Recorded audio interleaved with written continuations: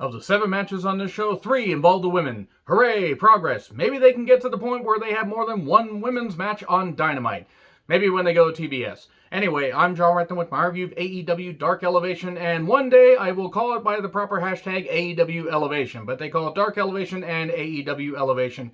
They can't make up their goddamn minds, so why should I? Anyway, let me know your thoughts on this show in the comments, please. 35-minute runtime, 7 matches. This is good. Maybe get Dark down to under an hour at some point. I understand they do bunches and bunches and bunches and bushels of AEW Dark tapings at Universal Studios, but seriously, we don't need a bunch of squash matches and or matches that go on way too goddamn long and are way too competitive for no fucking reason. I understand making content, but it is what it is. So, Tony Schiavone, Eddie Kingston, and Mark Henry were on commentary. They were each doing their own thing, and it got a little bit messy. And I don't mind Schiavone on commentary, and I've appreciated, how he seems all enthusiastic. Mark Henry is fine. Eddie Kingston's entertaining, but it didn't quite mesh. Anyway, Thunder Rosa. Anytime Thunder Rosa is on my television, it's always a good thing. She's a terrific wrestler.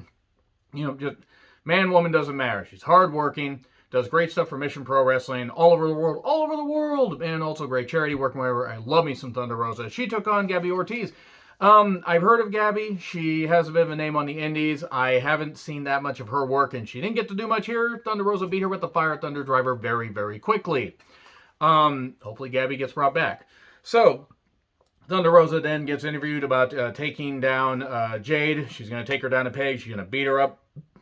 Sterling, not Lana, not that Sterling, but smart Mark Sterling and Jade show up. And basically Thunder Rosa talks a whole bunch. Sterling tries to get some good, shots in, but Thunder Rosa basically just calls him Jade's simp. You're a simp, simp.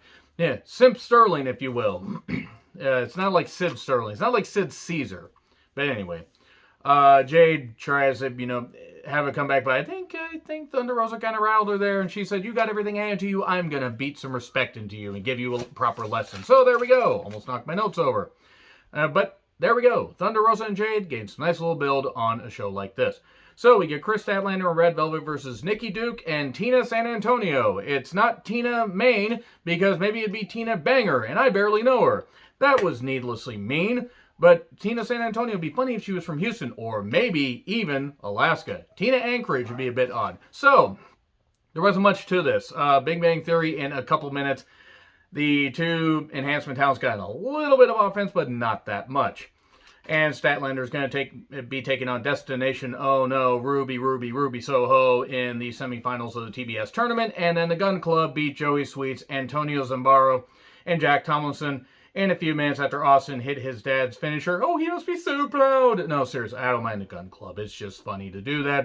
But it was fine. Emi Sakura with Mei Saruga holding that scepter and just, jamming it right into Notorious Mimi's head to help Emi get the victory. Mimi got in quite a bit of offense. Mimi. She got in quite a bit of offense. And so May had to resort to using the scepter to help her boss, I guess, get the victory. So then Anthony Ogogo beat up Jaden Vallo very quickly with the Olympic Slam. It was really, really quick. He sharpened his poison ring. That's good. Santana Ortiz beat Mike Verna and Anthony Gargan.